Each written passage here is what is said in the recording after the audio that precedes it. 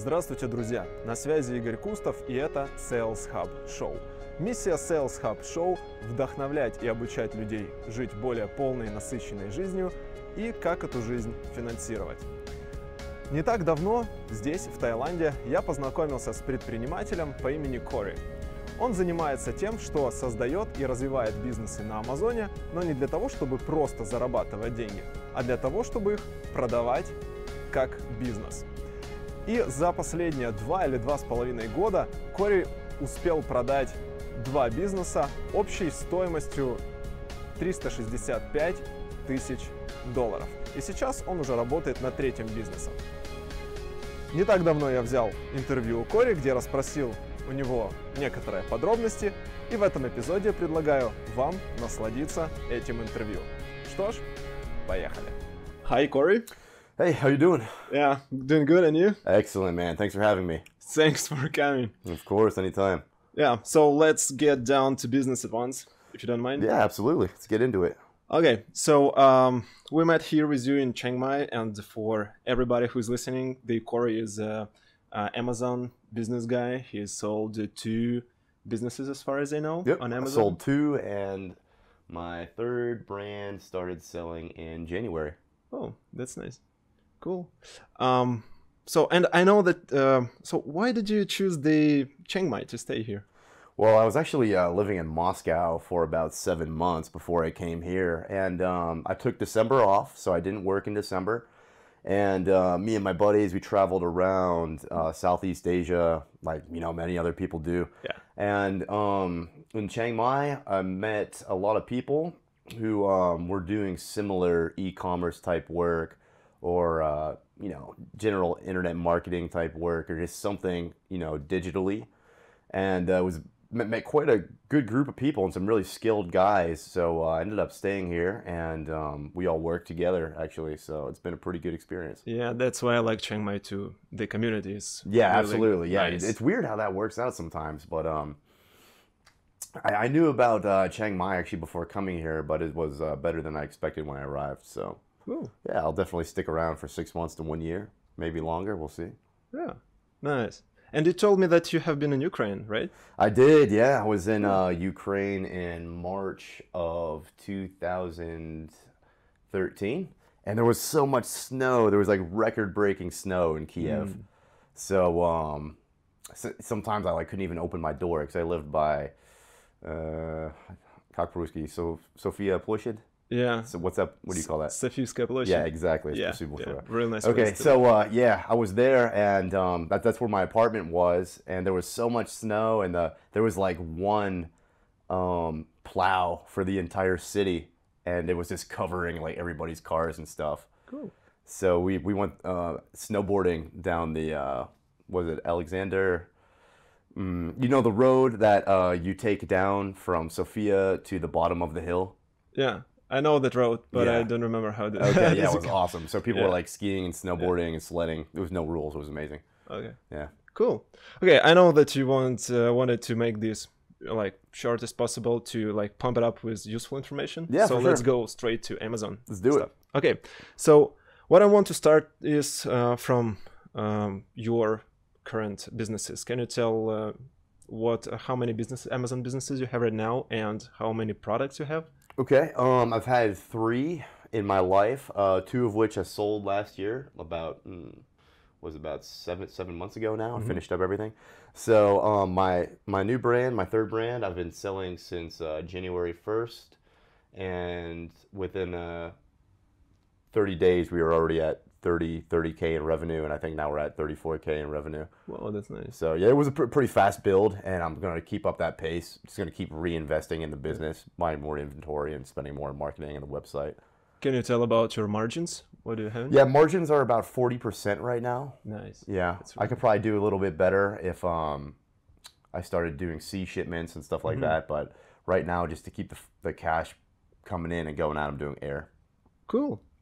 Okay. Can you give some tips for our listeners what to focus on when picking a new product? For sure.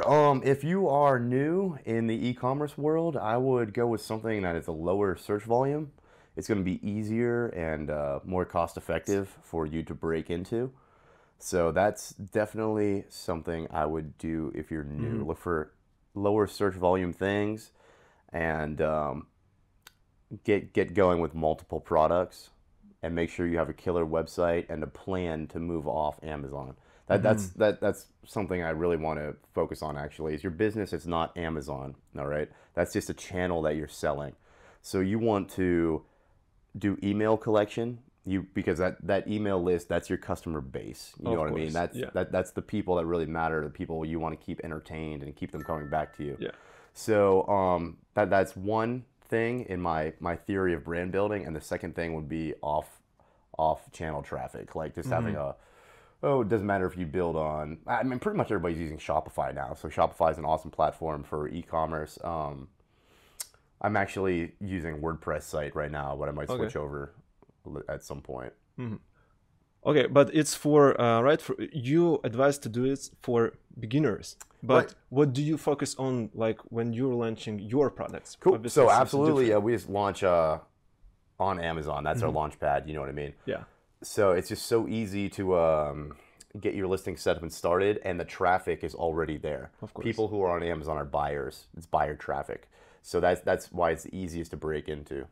Okay. And that's the first thing. That's your step one. Okay. Before you even start thinking about the other stuff, definitely get to like 20, 30K in revenue on Amazon before you go any step further. Just my opinion. Okay. How do you pick those products with this kind of potential, like 30, 40Ks to make an Amazon? Yeah. So everybody's going to have a different, growth rate, but the more money you can spend on inventory and marketing, that's what's going to shoot you to the top faster.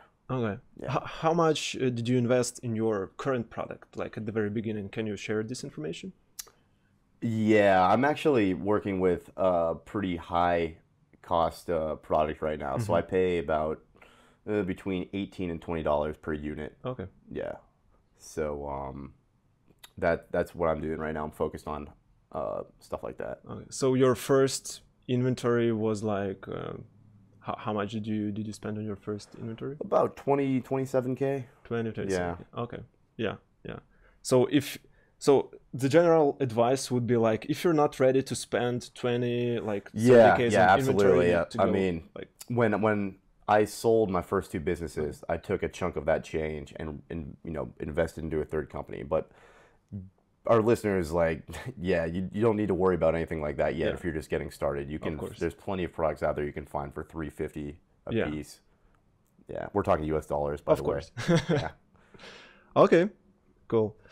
Can you describe your strategy of launching products? How do you launch new products? Yeah, so I pick my product, and I have a huge attention to detail in branding. So I focus on making the best product possible. Again, this is just what I do. I'm not saying it's what everybody wants to do. Sure. But I focus on, the best branding, the best brand story, the best website I can build, and the best product made out of the best materials.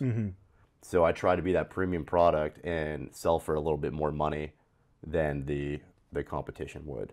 So I really that's how I choose to set myself apart. Okay. And when we were talking with you earlier, you told me when you want to rank your product higher, you just lower your price for a little bit. Like, that's really going to dictate on the product you go with. Okay. Can you tell more about it? About this kind of strategy. When you initially have a new product and you don't have that many reviews yet, I generally find it good to keep your price a little bit lower than your final price you want to achieve, and just drive traffic to that. So you'll have a really high conversion rate. But again, your detail page needs to be the best. Like, I mean, your sales copy elements need to be in there. Your title, your pictures, everything needs to be the best. So that with that aspect with a low price, maybe it's a very low price, maybe you're just selling at cost, and the effect of driving traffic to that's generally going to leave you with a pretty high conversion rate. Okay, so that's now when the customers buy that, they're going right into your email system, so you can start collecting those reviews from them. Okay. So And hopefully their email too, depending on what route you took. So what you're saying, you're not driving traffic only within Amazon PPC, you're driving traffic with the other channels either, right? Google. If you have a low competition product, like maybe you'll be able to do all that with some sort of sponsored ads. Okay. But in many cases, you might want to drive some traffic from Facebook or Google. And if you want to do it that way, you can even offer like a coupon code, for example. Yeah. And then send that, have them enter their email, and then send that coupon to their email. So that way you have their email and you turn them into a customer. Yeah, that sounds smart. Yeah. Yeah. Cool. Okay. Have you ever sold any volumetric or heavy products? So I think you're talking about oversized products. I've sold one before. I had one product that was oversized at one point in my life. Yeah. Okay. Can you like share any experience? What to focus on when you're selling these kind of products? So I am pretty sure that when you first start selling an oversized product, you can only have 500 at one time. Okay. Yeah. Correct. So you're not going to be able to hold more than 500 at the Amazon warehouse, right? Yeah. So you're either going to want to order only 500, or you're going to want to order more, be more aggressive on your inventory, and hold the other ones elsewhere. Maybe at a holding warehouse or something like that in California that you pay monthly until you start moving that volume. Eventually, you're going to be allowed to hold more. Okay. Once Amazon sees you actually have the ability to sell stuff, then they're going to give you more leeway with that. They're going to give you a higher allowance of inventory. So yeah, obviously for all my one oversized product I just talked about, I was doing that by sea. I was shipping by sea. Okay. Right. And where have you been storing the like over 500 units? No, actually, I had that product in 2013. Okay. So I would only order 500 at a time until I was able to have more. Okay, cool. But everything else is the same like with regular products, right? Or what do you mean? Like, is there any difference between selling volumetric products and regular products? No, same deal. You just have to give yourself, if you're going to do sea shipping, you need to give yourself more time. Yeah. You have to, be able to predict your inventory better, So yeah, definitely. Be aggressive on the inventory if you can afford to do it. Yeah. But this is a pretty important fact too for people who are starting out. Make sure when you ship the products to the US that you're within compliance and you don't get hit with any surprise taxes. You don't get hit with any surprise like something, not being approved by the FDA. Yeah. And also you want to make sure that you're not bringing some hazmat into the Amazon warehouses too. So you want to make sure you're meeting compliance with shipping to the United States, and you want to make sure your compliance is in line for actually using Amazon and the FBA warehouse. Okay. What kind of resources do you use to check all of it? So whenever you're doing shipping, if you are manufacturing from China or India, for example, I would never ever let your supplier handle shipping. Okay. I would use a third-party shipper. So why? Why? Because they're the ones who are on your team. The supplier is only on the supplier's team. Okay. A third-party shipper will be on your team. So you can ask them, hey, here's my invoice, here's my packing list. Can you make sure I'm within compliance? And can you make sure everything's okay? And then give me a quote for how much it's going to cost. Oh, okay. That's valuable. My shipping. Yeah, absolutely. Cool. Thank you. Okay. Another question from our students is, can you share your strategy of handling negative reviews? Yeah, for sure. Oh, by the way, before we get into that, for any of our listeners who are looking for a shipping company, you just need to type in freight forwarder on Google, or something, and you're just going to get a whole list of different companies. Can you advise you can Google. I use a company called Logistics Plus. Okay, I will definitely add link. Yeah, for sure. Yeah, for sure. I use a company called logisticsplus.net. I've used other companies before in the past, but I mean, that doesn't mean you have to use them. You can type in best freight forwarders for Amazon or something like that, and I'm sure there's got to be somebody who's made a list of top 20 or something like that. So yeah. Moving on to the negative reviews thing, it's a part of life. Sometimes the reviews are going to be honest. Sometimes the reviews are going to be from competitors or dirty reviews. By the way, any of our listeners, don't ever do that. It's not ethical to leave Sure. bad reviews on your competitor product. So you're going to have both cases happen to you. And when that does, you're going to want to comment on that review. You're going to let them know, you know, I'm dedicated to your satisfaction. Maybe this is why you're upset, and I know we can resolve this situation together if you contact me. Here's how you do it. So write them a little letter, maybe 3 paragraphs or so. Okay. And at a minimum, I mean, some people have templates already set up, but you can just comment on the negative review. Let them know what went wrong and that you're interested in fixing it. So wherever you have negative review, you just add comment on the bottom of it. Yep. And just let, like, okay, I want to make it the best for you, right? Yeah. Do everything you can to fix the customer's situation. Okay, that's cool. Thanks. Okay, let's talk more about selling Amazon businesses, okay? Cool. All right, you mean when I sold my first 2 brands? Yeah. Okay, I sold my 2 original brands in 2015. One of them, we started the sales process in January, and the other one, we started the sales process in May. Okay. Whoa. And, okay. One of those businesses I had a partner on too. At what point you realized that you want to sell it? Like, when did you make this decision? Okay, so one of my businesses, the one I had a partner with, we both wanted to move into different things with our lives, and the business was where it was at. It was kind of stagnant for a while, so we just decided it was the best decision to go ahead and sell that. Okay. And we both took 50% of the earnings on that sale. The other one, you know, that was an interesting situation because I just found somebody who really wanted to buy the company. They're really great people, by the way. I got really lucky with my buyers. And they wanted to buy that company, and, you know, they offered me a price for a company that was just, you know, pretty much a year old. So I couldn't say no to that. And Cool. They really blossomed they really blossomed those businesses into something really big since they bought it. You know what I mean? Because when a buyer buys your business, they buy it for your cost, and then they're ready to dump another $40,000 to $100,000 into it. So what we're doing here, and, you know, somebody like that coming in and adding more colors and more variations and a better website and different channels, they can really make things grow. So now those businesses are like pumped up and doing Yeah, better. yeah, of course. Yeah, they're doing much better. But it's cool because I have a pretty good relationship with the buyers, so we still talk to this day, you know, and just see, share ideas, and I see what they're doing. So it was actually a learning experience for me too, because when I sold those businesses, I watched what the buyers were doing, and I was like, wow, you know, why didn't I think about doing that? Why didn't I make all these moves? So not only did I get money for selling the businesses, I also got a huge learning experience that I'm still getting, and I'm applying it to my new brand. Wow, So that's nice. Yeah, turned out pretty good. Cool. Can you share what resources did you use to sell your businesses? Cool. So I sold both of my businesses through websiteclosers.com. Okay.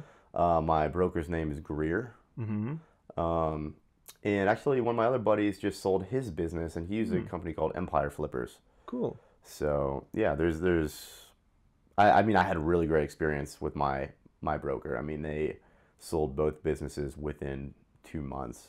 Whoa. So your broker is pretty like really nice. They were fast. Yeah, they got a whole list of vetted buyers and stuff like that.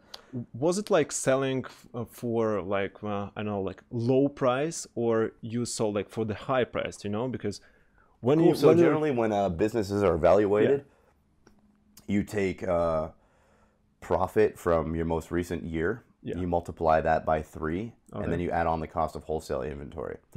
Now, certain things are going to make so that's like where you would start, and certain things are going to take away value from your business, or certain things are going to add value from the business.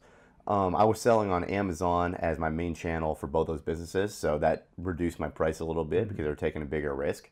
Also, one business was just over a year old, so that was an unproven business, and the other one was like 2 years old. Okay. And because those businesses were both very young, I took kind of a hit on the price. But the other hit I took is my contract was very draconian. I wanted 90% of my money up front on sale day, and then 10% after 30 days of training. That for me, that was the best plan because that way I could wash my hands and move on to other things in my life without being, still having to work on these other businesses. How much did you receive for your businesses? Cool. So one business, the sale price was 140K, and the other one was 225K.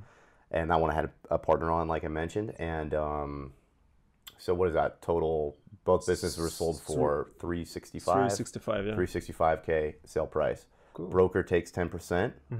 All right. I split the closing fees with the buyer. They weren't that expensive. I think there's a couple $1,000s or something. And you obviously needed to pay taxes, right? Yeah, we'll get into that in a second too. So also I think I had like 2 shipping bills left over, so those were my responsibilities. I had to pay for. So that should give you a pretty good idea of the amount of money you get to keep after the buy. But there's also taxes, capital gains tax we pay also, but that's only for Americans. Okay. So everybody, from every country has a different tax structure, but for Americans it's pretty hardcore taxes we have to pay. So. Okay. Yeah. Okay. I don't have those numbers for you yet because it's not tax season yet. I have a pretty good idea, I have an estimate, but I just talked to my CPA. But it's still early. It's the beginning of March, so we didn't start the process of finding out what I owe in taxes yet. But I have a pretty good ballpark estimate. But it's soon, right? It's going to be soon. Capital gains by itself is generally 15%. Okay. And then there's some other revenue I'm going to have to pay taxes on too. So. Okay, got it. Cool. How much revenue the businesses were generating before selling? Cool. So one business, my first business, I would like to call it my learning business. That one was steady at like 20K in revenue. In revenue, okay. The other business, my second business, that was always between 25K in revenue and 65K in revenue. How many products? On season. How many products in each? Okay, so my learning business, my first business, I had 4 products, 2 of which were moving heavy volume. Okay. If you will, if you want to consider that heavy. And my other business had 3 products, and really one of those was doing the heavy moving. Okay. Of course, they all are now, but that's where it was at the time. So one was in 20K in revenue, and the other one was always between 25 and 65, depending on season. Okay. So now you're selling on Amazon over 2.5 years, something like that? Yeah, about... whatever, since April of 2013. Cool. Yeah, whatever that is. Yeah. And now you're sold to businesses and have the third one. That's awesome. Yeah. That's I'm really excited about my new one because now it's all the skills I've gained. Even though I gained these skills a little bit slower than many people, I'm excited for this third business. Yeah. So this is a success story. Do you have failures? Yeah, for sure. I lost so much money in 2013 from silly mistakes, and I also really didn't have any mentors or anything like that either, like everybody has now, which is great because that gives you a shortcut. But one time I tried to import a heart rate monitor into the United States for $6,000, and it got to customs, and it was not approved by the FDA. So the whole thing ended up getting destroyed destroyed, not even returned to sender. I would have had to pay to return it, and I didn't have any more money to pay to return it, and I didn't even know where I'd be able to sell a private labeled, un-FDA approved heart rate monitor, you know what I mean? Yeah. So, that also, I was selling a product that had a design patent on it. Of course, the factory didn't tell me that, because remember, some factories are pretty shady, and they're just on their own team. So, those were 2 big money failures on my part. The $6,000 order of the heart rate monitors, and then another one was actually a fire starter that was had a design patent on it. So those were two big losses. How do you check on those patents right now, if the product has a patent or not? Right. Well, now the first thing you're going to do is ask your supplier, but you're not going to trust their answer. Yeah. So you're going to get like all the data about the product you can. You're going to have pictures. You're going to get the MSDS if they have that, invoice, packing list.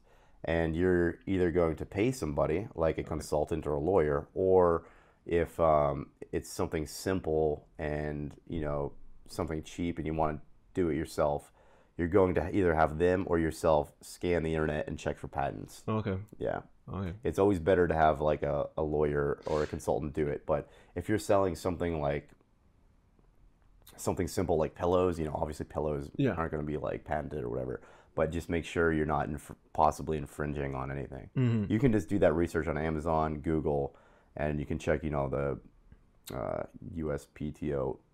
Oh yeah. Well, that's USPTO. trademark. Okay, that's the trademark website. Yeah. So yeah, you want to check the trademark and, you know, the patents, and you can do that. You can do a patent search on the internet. So if you're, let's sum it up somehow. So if you're a small player Yep. and you're just starting out, so you're pretty much on your own. You just need to do your own Yeah, I'll research. do it on Google. Yeah. Do it on Google. And if you have like a little bit money in your pocket, you can pay for, to the lawyer for this Right. kind of I mean, if you're research. going to make a really big investment, then I would absolutely pay a lawyer Yeah, or a consultant to for do sure. it. But if you're just getting started, you can pretty much do it yourself. Yeah. And it shouldn't take that long. Oh, of Yeah. course, of course.